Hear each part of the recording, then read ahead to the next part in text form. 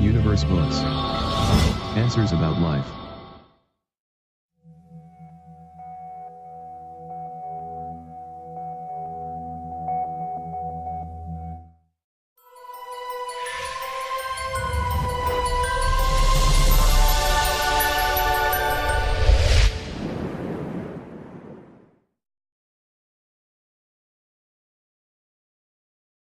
Universe Books presents Awakened Imagination by Neville Goddard, 1954.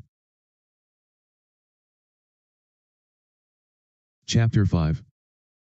The Coin of Heaven. Does a firm persuasion that a thing is, make it so?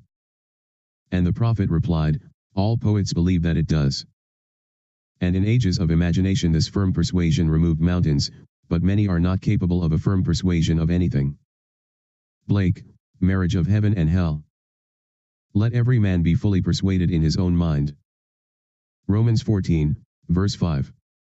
Persuasion is an inner effort of intense attention. To listen attentively as though you heard, is to evoke, to activate. By listening, you can hear what you want to hear, and persuade those beyond the range of the outer ear. Speak it inwardly in your imagination only. Make your inner conversation match your fulfilled desire. What you desire to hear without, you must hear within. Embrace the without within, and become one who hears only that which implies the fulfillment of his desire, and all the external happenings in the world will become a bridge leading to the objective realization of your desire. Your inner speech is perpetually written all around you, in happenings. Learn to relate these happenings to your inner speech and you will become self-taught. By inner speech is meant those mental conversations which you carry on with yourself. They may be inaudible when you are awake because of the noise and distractions of the outer world of becoming, but they are quite audible in deep meditation and dream.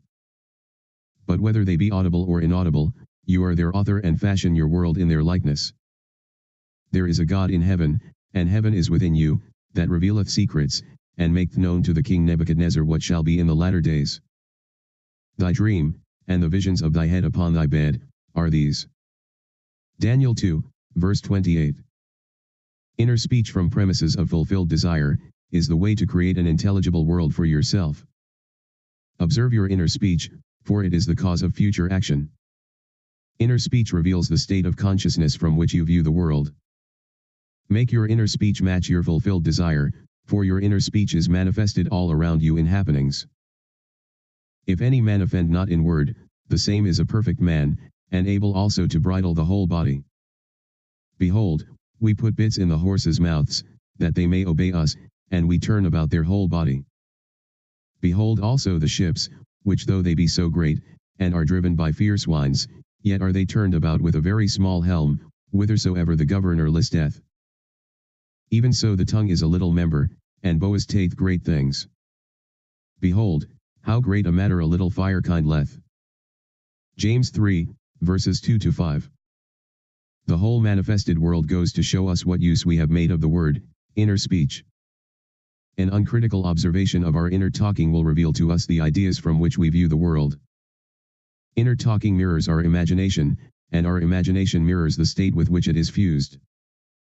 If the state with which we are fused is the cause of the phenomenon of our life, then we are relieved of the burden of wondering what to do, for we have no alternative but to identify ourselves with our aim, and inasmuch as the state with which we are identified mirrors itself in our inner speech, then, to change the state with which we are fused, we must first change our inner talking. It is our inner conversations which make tomorrow's facts. Put off the former conversation, the old man, which is corrupt, and be renewed in the spirit of your mind, put on the new man, which is created in righteousness. Ephesians 4, verses 22-24. Our minds, like our stomachs, are whetted by change of food. Quintilian.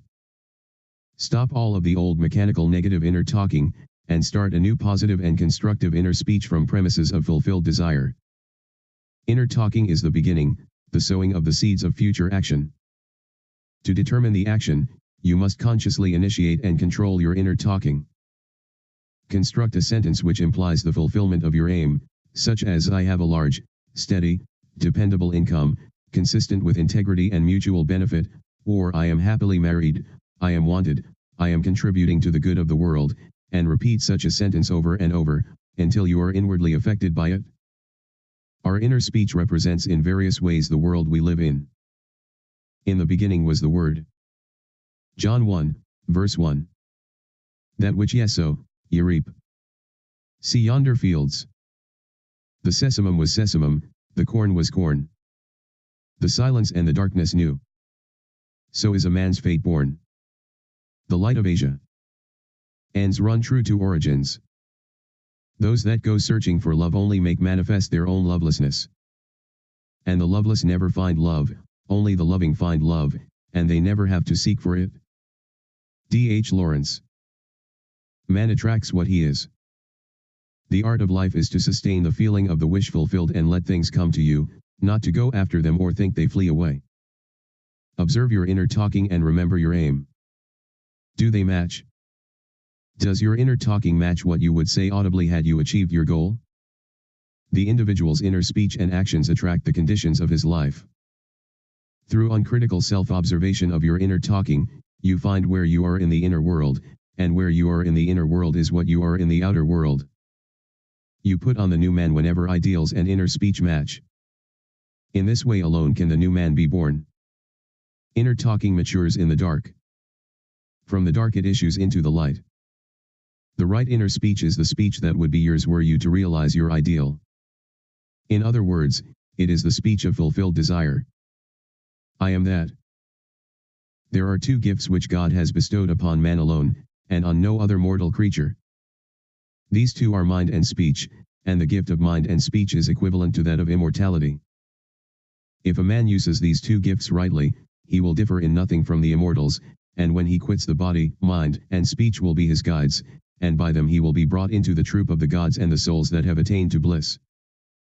Hermetica, Walter Scott's translation. The circumstances and conditions of life are outpictured inner talking, solidified sound. Inner speech calls events into existence. In every event is the creative sound that is its life and being. All that a man believes and consents to as true, reveals itself in his inner speech. It is his word, his life. Try to notice what you are saying in yourself at this moment, to what thoughts and feelings you are consenting. They will be perfectly woven into your tapestry of life. To change your life you must change your inner talking, for life, said Hermes, is the union of word and mind. When imagination matches your inner speech to fulfilled desire, there will then be a straight path in yourself from within out, and the without will instantly reflect the within for you, and you will know, reality is only actualized inner talking. Receive with meekness the inborn word, which is able to save your souls. James 1, verse 21. Every stage of man's progress is made by the conscious exercise of his imagination matching his inner speech to his fulfilled desire. Because man does not perfectly match them, the results are uncertain, while they might be perfectly certain. Persistent assumption of the wish fulfilled is the means of fulfilling the intention. As we control our inner talking, matching it to our fulfilled desires, we can lay aside all other processes. Then we simply act by clear imagination and intention. We imagine the wish fulfilled and carry on mental conversations from that premise. Through controlled inner talking from premises of fulfilled desire, seeming miracles are performed. The future becomes the present and reveals itself in our inner speech. To be held by the inner speech of fulfilled desire is to be safely anchored in life. Our lives may seem to be broken by events, but they are never broken so long as we retain the inner speech of fulfilled desire. All happiness depends on the active voluntary use of imagination to construct and inwardly affirm that we are what we want to be. We match ourselves to our ideals by constantly remembering our aim and identifying ourselves with it.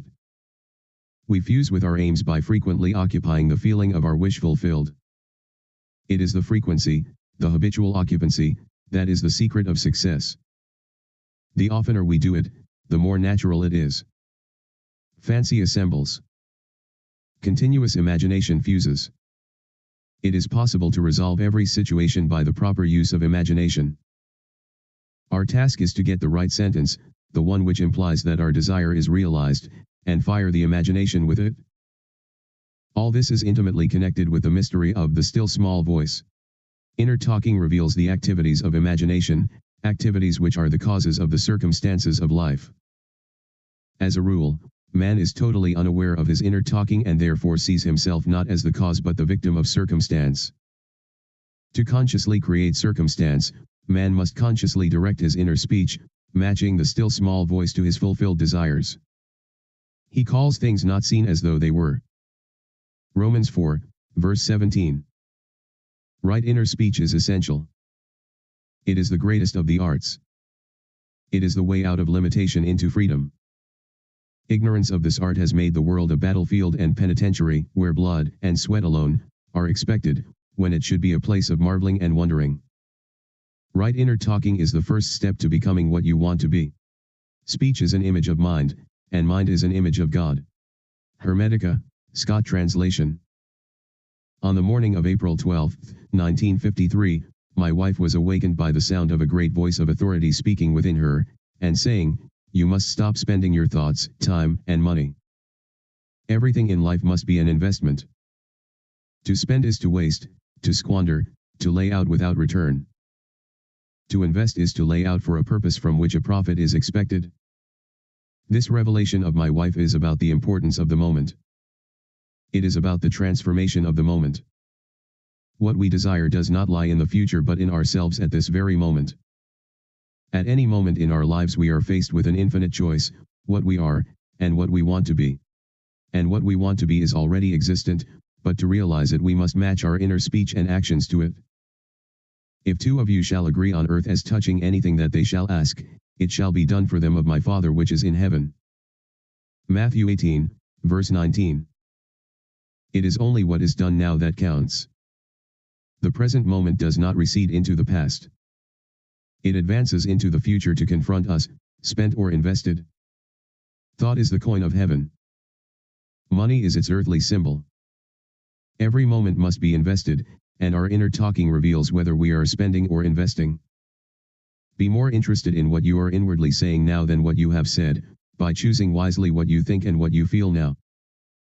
Anytime we feel misunderstood, misused, neglected, suspicious, afraid, we are spending our thoughts and wasting our time.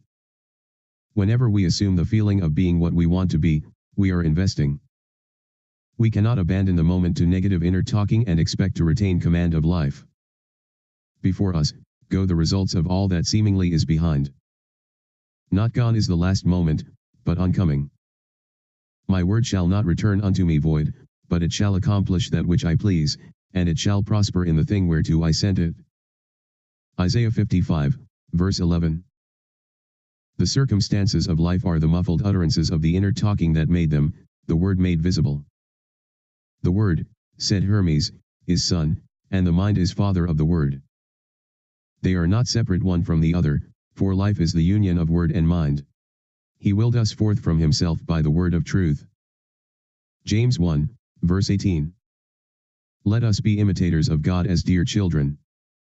Ephesians 5, verse 1. And use our inner speech wisely to mold an outer world in harmony with our ideal. The Lord spake by me, and his word was in my tongue. 2 Samuel 23, verse 2. The mouth of God is the mind of man. Feed God only the best. Whatsoever things are of good report, think on these things. Philippians 4, verse 8. The present moment is always precisely right for an investment, to inwardly speak the right word. The word is very near to you, in your mouth, and in your heart, that you may do it. See, I have set before you this day life and good, death and evil, blessings and cursings. Choose life. Deuteronomy 30, verses 14, 15, and 19. You choose life and good and blessings by being that which you choose. Like is known to like alone. Make your inner speech bless and give good reports. Man's ignorance of the future is the result of his ignorance of his inner talking. His inner talking mirrors his imagination, and his imagination is a government in which the opposition never comes into power. If the reader asks, what if the inner speech remains subjective and is unable to find an object for its love? The answer is, it will not remain subjective, for the very simple reason that inner speech is always objectifying itself. What frustrates and festers and becomes the disease that afflicts humanity, is man's ignorance of the art of matching inner words to fulfilled desire. Inner speech mirrors imagination, and imagination is Christ. Alter your inner speech, and your perceptual world changes. Whenever inner speech and desire are in conflict, inner speech invariably wins. Because inner speech objectifies itself, it is easy to see that if it matches desire, desire will be objectively realized. Were this not so, I would say with Blake, sooner murder an infant in its cradle, than nurse unacted desires. But I know from experience, the tongue setteth on fire the course of nature. James 3, verse 6. Chapter 6. It is within. Rivers, mountains, cities, villages, all are human, and when you enter into their bosoms you walk in heavens and earths, as in your own bosom you bear your heaven and earth and all you behold, though it appears without, it is within, in your imagination, of which this world of mortality is but a shadow. Blake, Jerusalem. The inner world was as real to Blake as the outer land of waking life. He looked upon his dreams and visions as the realities of the forms of nature. Blake reduced everything to the bedrock of his own consciousness. The kingdom of heaven is within you. Luke 17, verse 21. The real man, the imaginative man, has invested the outer world with all of its properties. The apparent reality of the outer world which is so hard to dissolve is only proof of the absolute reality of the inner world of his own imagination. No man can come to me, except the Father which hath sent me draw him. I and my Father are one. John 6, verse 44, and chapter 10, verse 30. The world which is described from observation is a manifestation of the mental activity of the observer. When man discovers that his world is his own mental activity made visible, that no man can come unto him except he draws him, and that there is no one to change but himself, his own imaginative self, his first impulse is to reshape the world in the image of his ideal. But his ideal is not so easily incarnated. In that moment when he ceases to conform to external discipline, he must impose upon himself a far more rigorous discipline, the self-discipline upon which the realization of his ideal depends. Imagination is not entirely untrammeled and free to move at will without any rules to constrain it. In fact, the contrary is true. Imagination travels according to habit. Imagination has choice, but it chooses according to habit. Awake or asleep, man's imagination is constrained to follow certain definite patterns. It is this benumbing influence of habit that man must change. If he does not, his dreams will fade under the paralysis of custom. Imagination, which is Christ in man, is not subject to the necessity to produce only that which is perfect and good. It exercises its absolute freedom from necessity by endowing the outer physical self with free will, to choose to follow good or evil, order or disorder. Choose this day whom ye will serve. Joshua 24, verse 15. But after the choice is made, and accepted so that it forms the individual's habitual consciousness, then imagination manifests its infinite power and wisdom, by molding the outer sensuous world of becoming in the image of the habitual inner speech and actions of the individual. To realize his ideal, man must first change the pattern which his imagination has followed. Habitual thought is indicative of character. The way to change the outer world is to make the inner speech and action match the outer speech and action of fulfilled desire. Our ideals are waiting to be incarnated, but unless we ourselves match our inner speech and action to the speech and action of fulfilled desire, they are incapable of birth. Inner speech and action are the channels of God's action. He cannot respond to our prayer unless these paths are offered. The outer behavior of man is mechanical. It is subject to the compulsion applied to it by the behavior of the inner self, and old habits of the inner self hang on till replaced by new ones. It is a peculiar property of the second or inner man that he gives to the outer self something similar to his own reality of being.